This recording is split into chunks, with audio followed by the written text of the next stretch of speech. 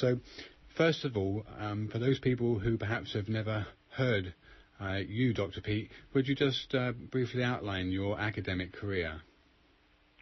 I got a PhD in biology, University of Oregon, 1972, but I had been reading in biology since the late 1940s, and avoided academic study because I saw that strange things were happening that didn't seem at all scientific to me.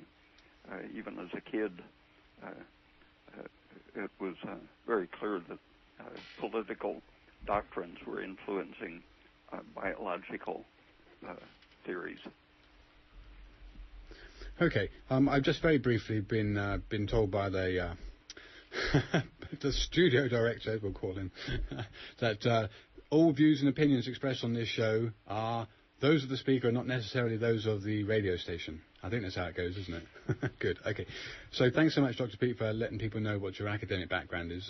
Later on, we'll let people know how they can contact you through your website and or ask advice further later on the program.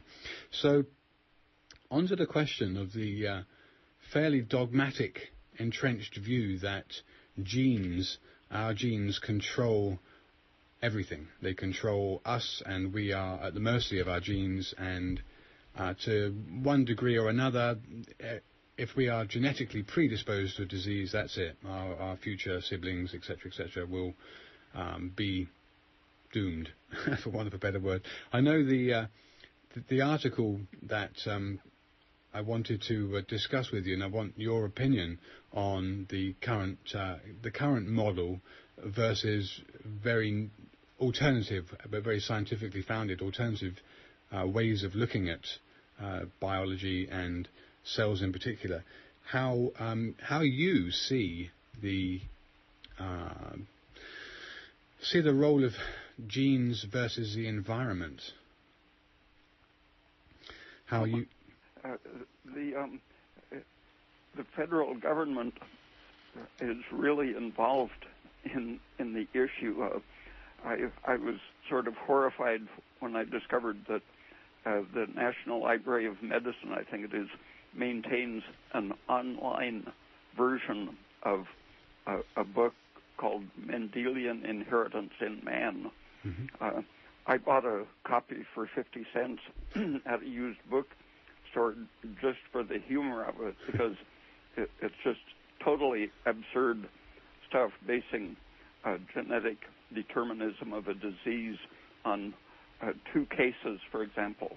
A single family is enough to prove to the author of that book that there was a genetic determinism involved, neglecting the possibility that both people in the family were exposed to the same chemical toxin, for example, mm-hmm.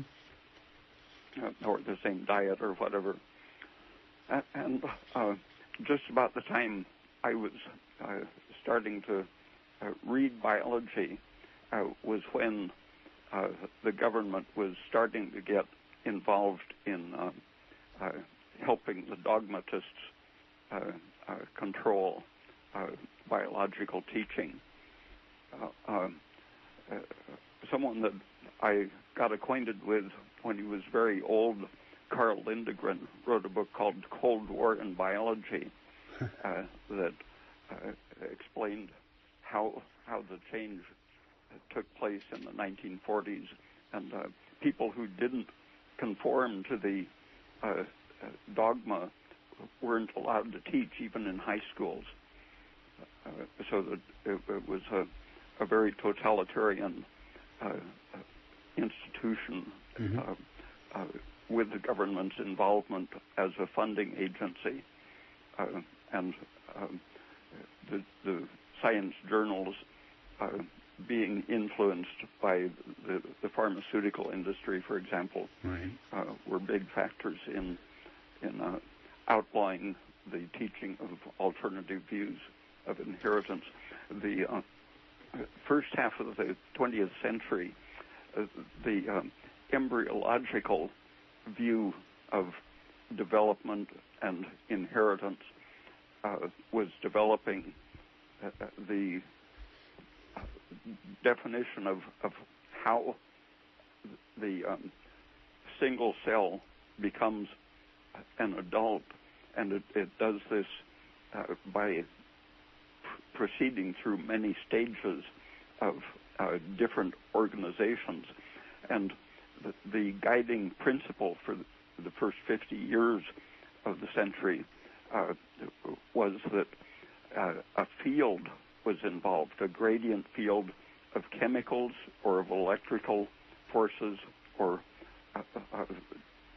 even other physical forces were assumed to be involved, but they could demonstrate that there was a field effect in the sense that if you removed apart the surrounding conditions constituted a force that would create a replacement part, regeneration, according to the place in the field rather than to what it had done up to that moment. Okay. So the idea of genes reading out as if from a blueprint mechanically was clearly disproved by the embryologists.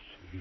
But that whole idea of a morphogenic or morphogenetic developmental field disappeared about 1960. The last advocates retired between 1950 and 1960.